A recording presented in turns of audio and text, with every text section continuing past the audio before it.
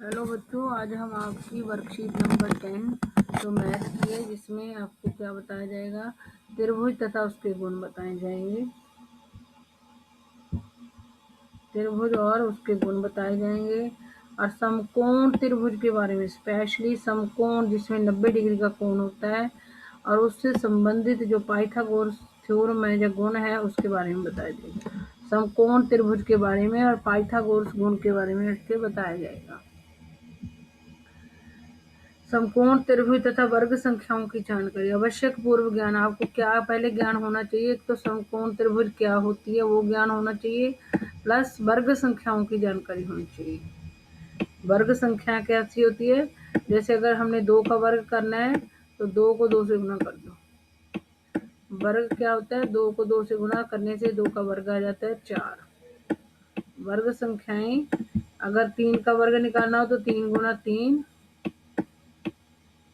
बराबर 9 आ जाएगा। तो पहले आपको वर्ग संख्याओं का ज्ञान भी होना चाहिए। तो किसी भी संख्या का वर्ग निकाल लो, उस संख्या को उस संख्या से गुना कर दो तो वो उसका वर्ग आ जाता है।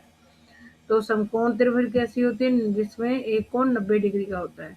मैं दिखाती हूँ, लेकिन इसमें सीढ़ी लगा रखी है, लैडर। तो इसमें दिखा रखा कि एक तस्वीर है, वो तस्वीर 10 मीटर ऊंचाई पर है, तो आपने उसको उतारना है तो आप 8 मीटर ऊंची वो लगाओगे, लैडर जिनकी सीढ़ी लगाओगे। और इसमें हमने अब क्या निकालना है कि ये जो सीढ़ी है वो दीवार से कितनी, ये दीवार है 10 मीटर ऊंची और ये सीढ़ी 8 मीटर। इसमें हमने पता क्या करना है कि ये दीवार और सीढ़ी के बीच में कितना अंतर है, कितना लंबाई है, ये कितनी कितना डिफरेंस है। लेकिन अब इसमें ये वाला काम नहीं आएगा, क्योंकि इसमें जो समकोण त्रिभुज होती है, समकोण त्रिभुज में जो 90 डिग्री के कोण के सामने वाली भुजा होती है सबसे बड़ी होती है, लेकिन इसने तो 90 डिग्री के कोण के साथ वाली भुजा को सबसे बड़ा दिखा रखा है।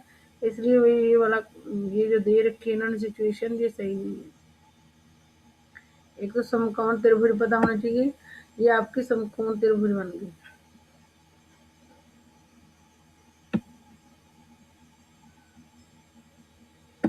ये आपकी जिसमें ये सीधी रेखाएं होती हैं, ये 90 डिग्री के कोण को शो करती हैं। तो ये आपकी क्या बन गई,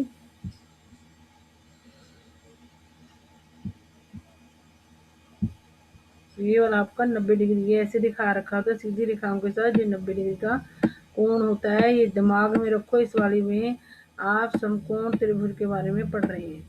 तो जो समकोण त्रिभुज के सामने की भुजा होती है, ये हमारा 90 डिग्री के कोण के सामने भुजा कौन सी है, इसको क्या बोलते हैं, कर्ण बोलते हैं। इसको क्या बोलते हैं, कर्ण बोलते हैं। लेकिन जो सिचुएशन दे रखी है वो सिचुएशन के अनुसार समकोण त्रिभुज और पाइथागोरस का जो रूल है वो लागू नहीं हो सकता, क्योंकि जो समकोण त्रिभुज होती है वो 90 डिग्री के कोण, और 90 डिग्री के कोण के सामने वाली भुजा को कर्ण कहते हैं।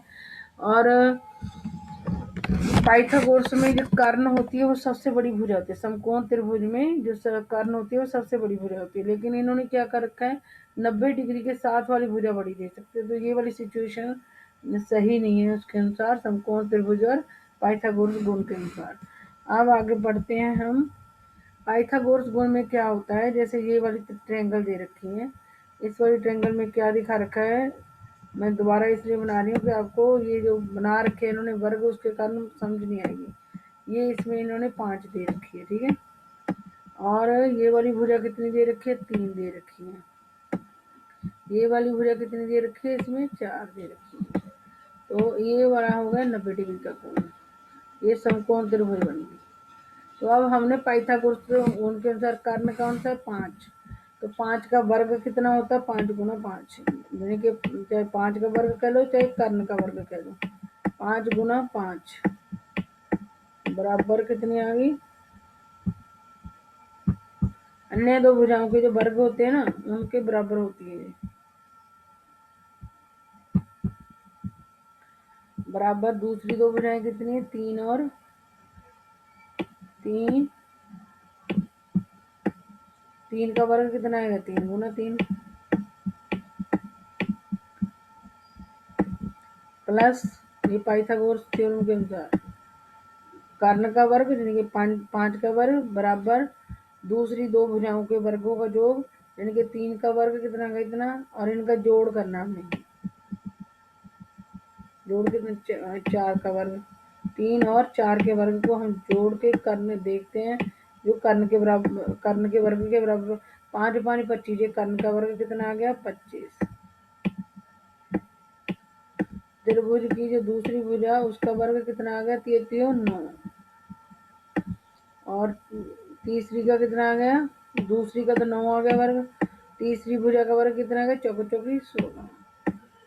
जब हम ऐड करेंगे तो जो 25 है कर्ण का वर्ग, तो और बराबर है 9 और 16 कितने होते हैं 25। ये होता पाइथागोरस के अनुसार कर्ण का बराबर किस, कर्ण का वर्ग कर्ण पर बने वर्ग का क्षेत्रफल अन्य दोनों भुजाओं पर बने वर्ग, आपने इतना ही याद करो, कर्ण का वर्ग बराबर अन्य दो भुजाओं के वर्गों के योग के होते हैं। पाइथागोरस थ्योरम के अनुसार कर्ण का ये होती है, कर्ण ये समकोण त्रिभुज होती है, और 90 डिग्री के कोण के सामने वाली भुजा को कर्ण कहते हैं, और समकोण त्रिभुज के अंदर कर्ण सबसे बड़ी भुजा होती है। अगर पाइथागोरस थ्योरम के अनुसार कर्ण का वर्ग, कर्ण कितना हमारा 5, 5 का वर्ग, और जो ये अन्य दो भुजाएं होती हैं, ये जो ये कर्ण हो गया तो 5 का उसका वर्ग 25 आ गया, और अन्य दो भुजाओं के वर्गों का योग, यानी कि 3 का वर्ग कितना है 9, और 4 का वर्ग कितना है 16, इन दोनों का योग अगर कर्ण के वर्ग के बराबर होता है तो जो पाइथागोरस थ्योरम के अनुसार समकोण त्रिभुज है। और याद रखना कि समकोण त्रिभुज में कोण 90 डिग्री का और उसके सामने वाली भुजा कर्ण होती है, और कर्ण समकोण त्रिभुज में सबसे बड़ी भुजा होती है। आगे चलते हैं। अब इसमें भी यही चीज जो मैंने समझाई है यहाँ पर वही चीज समझा रखी है, यानी जो मैंने समझाई है सेम वही चीज है, ये वाली चीज मैंने इसमें आपको समझा दी। अगर ये बराबर हो, कर्ण का वर्ग और अन्य दो भुजाओं का वर्गों का जो योग होता है वो बराबर होता है, तो ये समकोण त्रिभुज है। अगर ये अलग, ये 25 है, ये 27 होता है, अगर कर्ण का वर्ग 25 है और कुदरती ये वाला यहाँ पे से ज्यादा आ जाता या कम आ जाता, जहाँ ये 24 आ जाता तो क्या हो जाता, तो ये समकोण त्रिभुज ना होता। ये वाला अगर बराबर है तो समकोण त्रिभुज है, कर्ण का वर्ग अन्य दो भुजाओं के वर्गों के योग के बराबर है तो समकोण त्रिभुज है, अगर नहीं बराबर है तो नहीं है। ठीक है। प्रारंभ में दी गई स्थिति का हल पाइथागोरस गुण के द्वारा कीजिए। तो मैंने आपको बता दिया कंडीशनिंग गलत दे रखी है, क्योंकि कर्ण सबसे बड़ा होता है लेकिन इसमें 90 डिग्री के साथ वाला दे रखा है, तो इसका मतलब ये समकोण उसके अनुसार पाइथागोरस के अनुसार समकोण त्रिभुज नहीं है। अब इसमें रीना को एक समकोण त्रिभुज बनाना है, तो अगर पाइथागोरस के अनुसार ये रूल को पूरा करती हो तो वो बन पाएगी नहीं। जैसे अब हम देखते हैं कर्ण बड़ी भुजा होती है तो कर्ण कितना होगा 9, 9 को 9 से गुणा करेंगे, देखिए कर्ण कर्ण का वर्ग और 9 का वर्ग एक ही है ना, तो बराबर। अन्य दो भुजाएं 6 का वर्ग कितना आ गया 6 गुना 6, और तीसरी भुजा कौन सी इसकी, दो अन्य भुजाओं के वर्गों का जो है, एक का वर्ग ये हो गया और दूसरी भुजा का वर्ग प्लस दूसरी भुजा का वर्ग कितना 8, 8 गुना 8 गुना ये। ठीक है। तो कर्ण का वर्ग, कर्ण सबसे बड़ी भुजा कर्ण ये हो गया 9 गुना 9, और दो अन्य भुजा दूसरी भुजा का वर्ग प्लस तीसरी भुजा का वर्ग, तो 9 को 9 से गुणा करके कितना गया 81 बराबर 6 को 6 से गुणा किया कितना आ गया 36, और 8 को 8 से गुणा किया प्लस करके 64, तो कितना आ गया 64, ये बराबर नहीं आ रही, देखो ये 81 आ गया, कर्ण का वर्ग कितना 81, और अन्य दो भुजाओं के वर्गों को जो कितना आ गया 100 आ रहा है। तो इसका मतलब जो पहली कंडीशन है, ये पाइथागोरस थ्योरम के अनुसार समकोण त्रिभुज नहीं बन सकता। पाइथागोरस थ्योरम के अनुसार ये समकोण पहली कंडीशन वाला समकोण त्रिभुज नहीं बन सकता, क्योंकि कर्ण का वर्ग और अन्य दो भुजाओं के वर्गों का योग बराबर नहीं आ रहा। ठीक है। तो आगे हम अगली कंडीशन देखते हैं। इसमें क्या है, कर्ण सबसे बड़ी भुजा 10 है, तो हम इसी में करके देख लेते हैं। पहले हमारी सबसे बड़ी भुजा कर्ण क्या था 9 था, अब दूसरी कंडीशन में क्या है 10 है, हम इसको 10 करके देख लेते हैं। 10 गुना बाकी दो भुजाएं बराबर ही सेम ही है, देखो इसकी दूसरे सम में क्या है, सबसे बड़ी भुजा क्या है, कर्ण 10, तो 10 को 10 से गुणा किया, यानी कि 10 का वर्ग कितना आएगा, 100। क्या है इसको करके कितना आ गया, 100। 10 को 10 से गुणा करेंगे, यानी कि 10 का वर्ग कितना आएगा, 100। तो ये क्या आ गया, 100 बराबर, ये देखेंगे, देखो ये इसकी भी दूसरी दो भुजाएं सेम है, इसकी भी दो है, तो हम अगर तीसरे में दूसरे सम में देखते हैं तो 10 बड़ी भुजा कौन सी, कर्ण 10, 10 को 10 से गुणा किया, 100।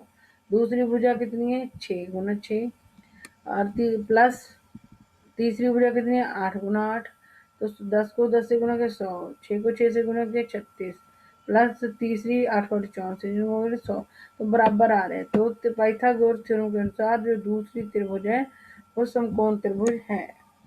अब हमारे पास है ये ए बी सी त्रिभुज है, ए बी सी समकोण त्रिभुज है। यदि इसकी ए सी है, जो ये 5 है, ए सी कितना दे रखा है, 5, और ए बी कितना दे रखा है, 13 है, ठीक है। अब हमें ये बी सी पता करनी है, बी सी कितनी है, तो 90 डिग्री ये होगा कौन, इसके सामने की भुजा कर्ण ये है, मतलब कर्ण सबसे बड़ी भुजा होती है, तो हम यहाँ पे कर्ण का वो निकालेंगे वर्ग, कर्ण गुणा कर्ण 13 गुना 13 कर लिए, और बराबर 5 गुना 5, पहली भुजा कितनी है, 5 गुना 5, अन्य दो भुजाओं का वही तो होता है जो, अब इसको हम मिटा देते हैं।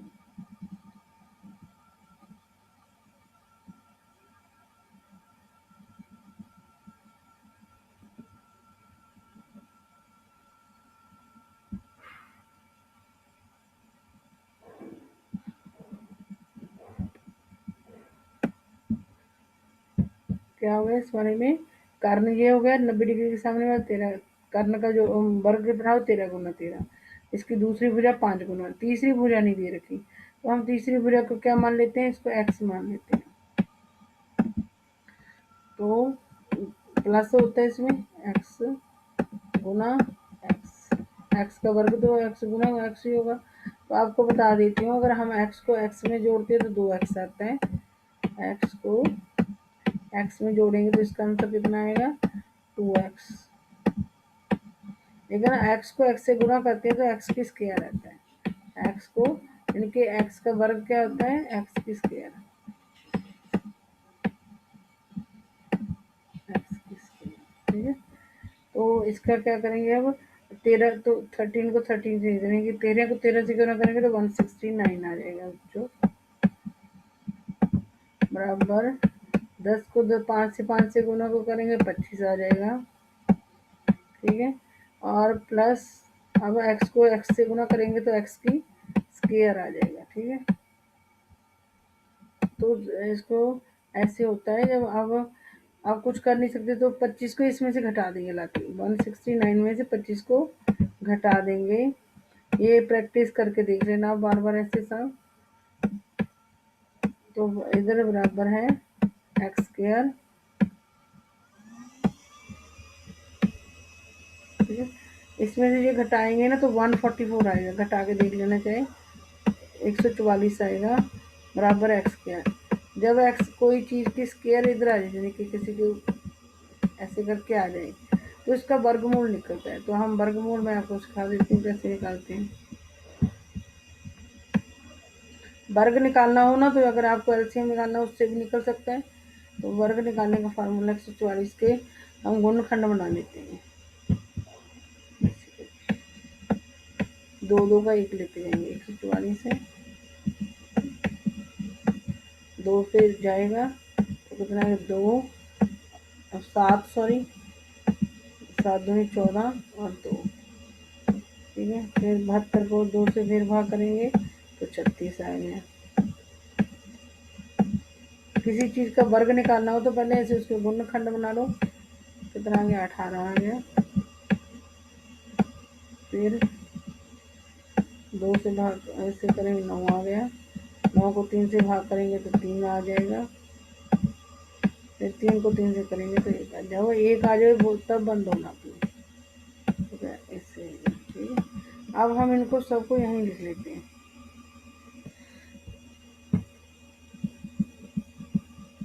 तो इसका कर देते हैं हम, क्या करेंगे, इसके गुणनखंड क्या आएंगे, 2, 4/2 गुना आ गया, 1 2 3 4 3, तो 4 बार 2 गुना कर लेते हैं और 2 बार 3 गुना कर लेते हैं।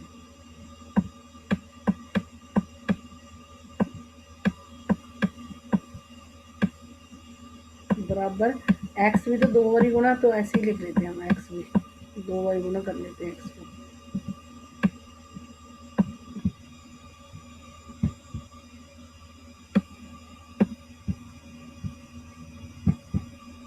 एक्स को हम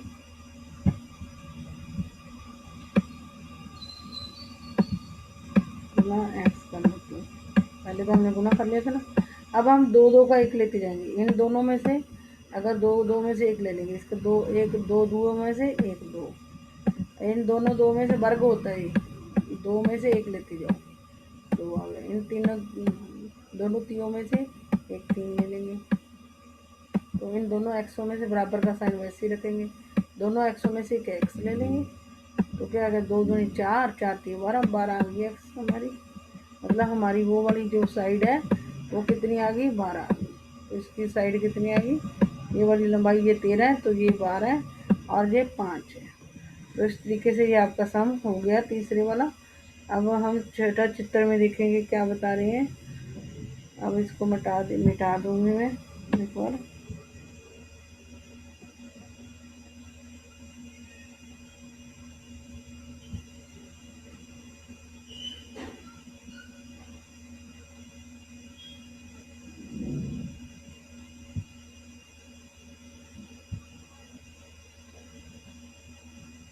बार बार वीडियो देखोगे तो समझ आ जाएगा आपको।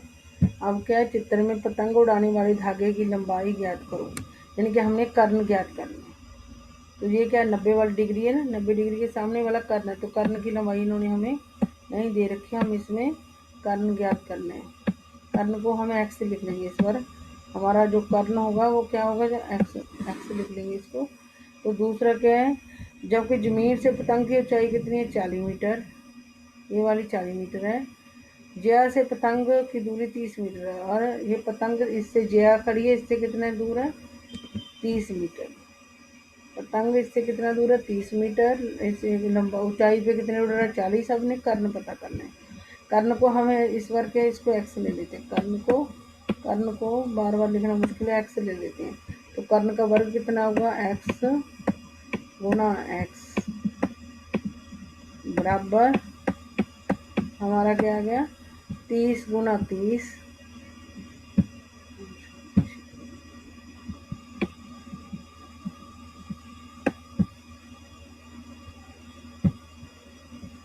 एक्स बराबर 30 गुना 30, दो एक दूसरी एक वजह 30 गुना 30 होगी, ये 30 है, देखो 30 गुना 30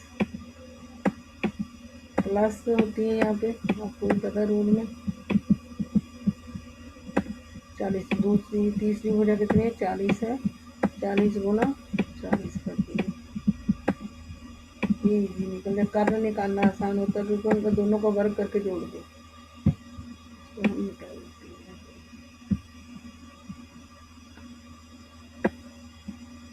ठीक है, 30 को 30 से गुना करते हैं ना, तो करके देख लेना, 30 को 30 से गुना करके 900 आ जाएगा। इनको हम ऐसे वैसे लिखेंगे,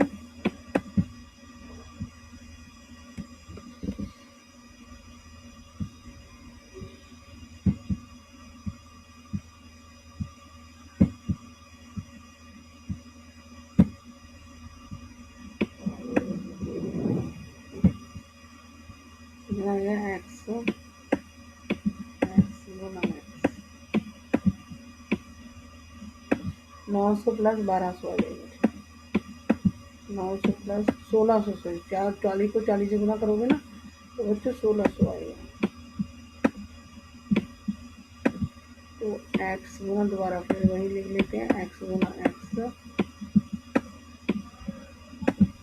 अब 900 को और 1600 को आप जोड़ोगे तो 2500 आता है। ठीक है, अब हम इनके टुकड़े बनाते हैं। इस तरह लंबा करोगे तो 2500 का मुश्किल है आपके लिए, तो आप ऐसे टुकड़े बना लेना एक्स, ठीक है। तो 25 के हम टुकड़े क्या बनाते हैं, 25 को अगर 100 से गुना कर दें, 25 को अगर हम 100 से गुना कर दें तो 25 ही आएगा। फिर हम 100 के 100 और 25 को आसान से टुकड़े बना लेंगे। तो x गुना x बराबर 25 के 2 टुकड़े बनाओ, कितने होंगे, 5 गुना 5। नीचे हमने 2 के सेम टुकड़े लेने होते हैं जब ऐसा सम होता है। तो और गुना 100 के 2 टुकड़े हम 10 गुना 10 कर सकते हैं,